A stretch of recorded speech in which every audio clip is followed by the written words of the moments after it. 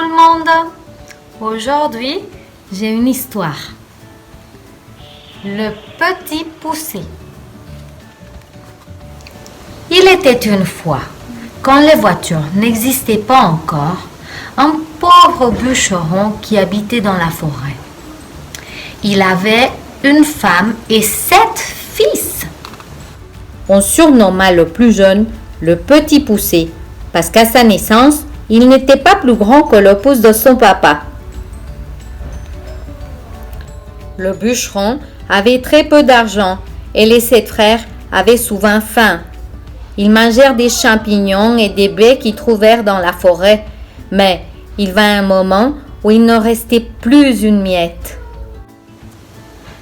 Un soir, alors que les enfants étaient au lit, le bûcheron dit à sa femme: « Nos fils vont bientôt mourir de faim.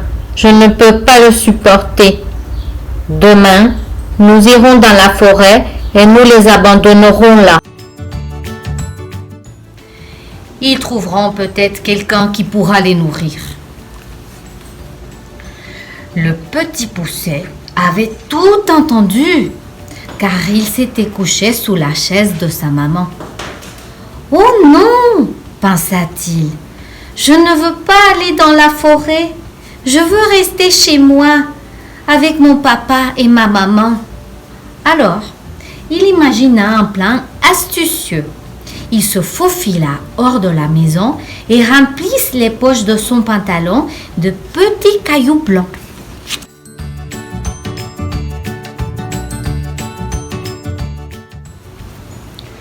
Le lendemain, le bûcheron emmena ses 7 fils dans la forêt pour chercher du bois. Quand ils furent loin de leur maisonnette, il abandonna discrètement les enfants. Ceux-ci se mirent à pleurer. Où était passé leur papa? Mais le petit poucet dit: « Ne pleurez pas! J'ai sémé de petits cailloux blancs tout au long du chemin. Ils nous permettront de retrouver notre maison. » Les garçons étaient ravis et ils se dépêchèrent de suivre la piste tracée par les cailloux qui les ramena chez leur papa et leur maman. Le bûcheron et sa femme pleurèrent de joie car les enfants leur avaient beaucoup manqué. Le jour même, le bûcheron avait réussi à vendre un peu de bois. Avec cet argent, il peut acheter à manger pour ses 7 fils. Fous de joie, ils s'assirent tous ensemble à la table.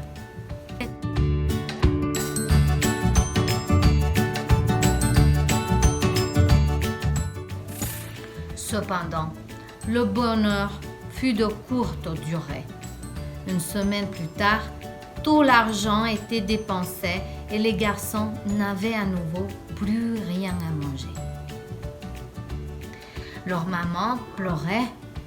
Ses fils ne pouvaient pas mourir de faim. Le bûcheron et sa femme décidèrent donc d'abandonner une nouvelle fois leurs enfants dans la forêt.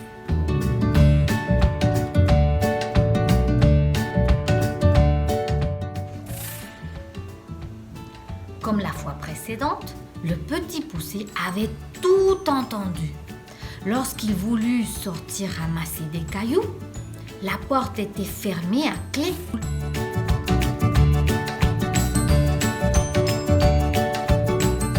Il poussa et tira et alla même chercher son frère aîné.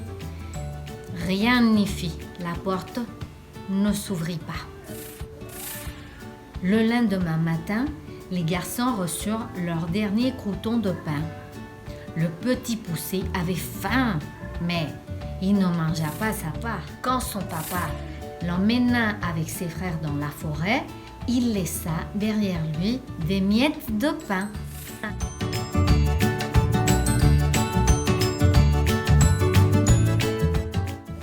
Il voulait ainsi pouvoir retrouver le chemin de la maison. Mais soudain, il se rendit compte que les oiseaux avaient mangé toutes les miettes. Oh non, quelle catastrophe! Le petit poucet et ses frères cherchèrent toute la journée le chemin de retour. Quand la nuit tomba, le petit poucet grimpa dans un arbre pour essayer de repérer une lampe allumée quelque part.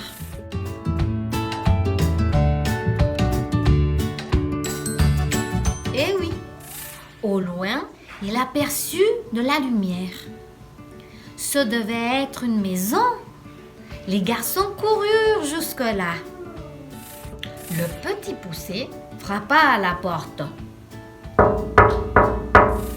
Et une gentille dame leur ouvrit. « Pouvons-nous dormir chez vous ?» demanda le petit poucet. « Nous ne retrouvons pas notre maison. » La dame réfléchit quelques instants. « Vous pouvez dormir ici, mais vous devez bien vous cacher parce qu'un ogre habite dans cette maison et il mange tous les enfants qu'il trouve. »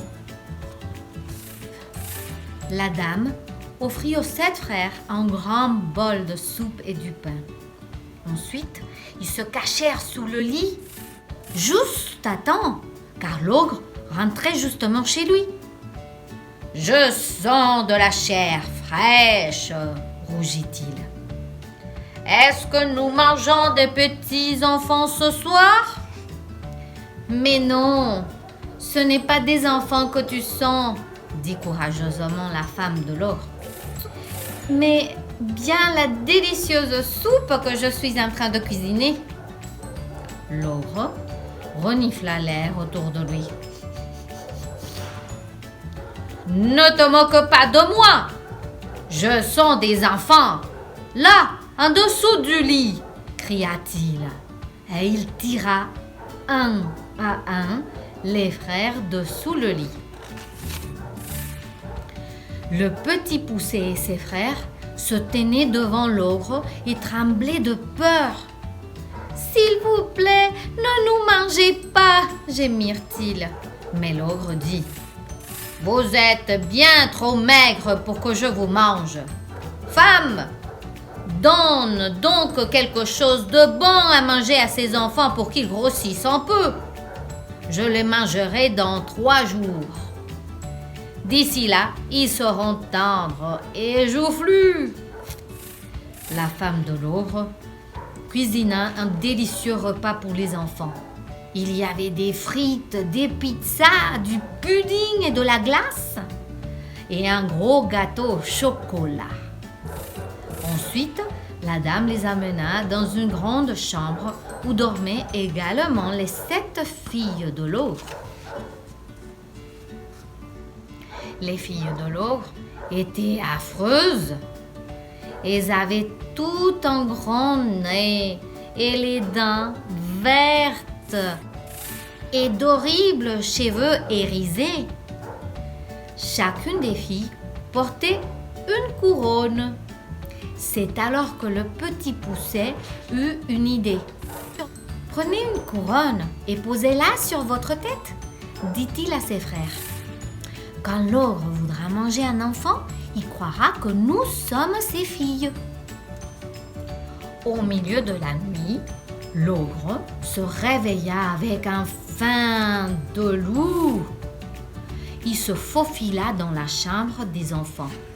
Il tâta dans le noir la tête des enfants pour savoir lesquels portaient une couronne. « Voici mes filles, » pensa-t-il. « Les enfants qui ne portent pas de couronne sont ces petits casse-pieds. Je vais les dévorer. » Lorsque l'ogre eut le ventre bien rempli, il se rendormit. « On peut s'enfuir maintenant ?» chuchota le petit poucet à ses frères. Ils jetèrent leurs couronnes et sortirent de la maison. Le lendemain, l'ogre découvrit qu'il avait mangé ses propres enfants. « Ces petits garnements ont échangé les couronnes !» hurla-t-il. « Je les retrouverai !» L'ogre enfila ses bottes de 7 lieues. Avec ses bottes, il pouvait parcourir 7 lieues, plus de 11 kilomètres en un seul pas. Il ne lui fallut pas longtemps pour les rattraper. Mais toute cette marche avait tellement épuisé l'ogre qu'il tomba endormi juste à côté des 7 frères.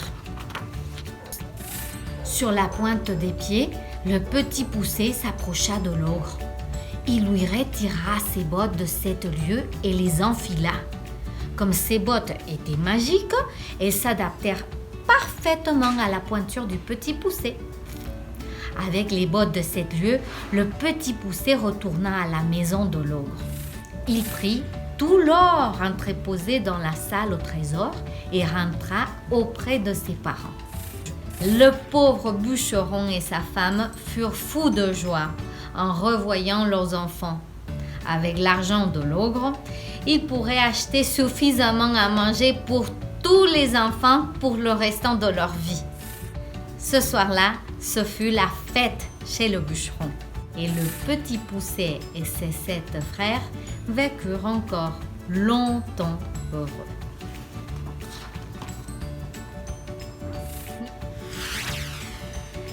Maintenant que l'histoire est terminée, j'ai 3 questions à vous poser. Numéro 1. Pourquoi est-ce qu'on avait surnommé le plus jeune des enfants le petit poussé? Numéro 2. Pourquoi le bûcheron et sa femme ont décidé d'abandonner leurs enfants dans la forêt? Numéro 3. Pourquoi est-ce que l'ogre a mangé ses propres enfants? J'attends vos réponses et vous souhaite une très bonne continuation. Ciao, ciao!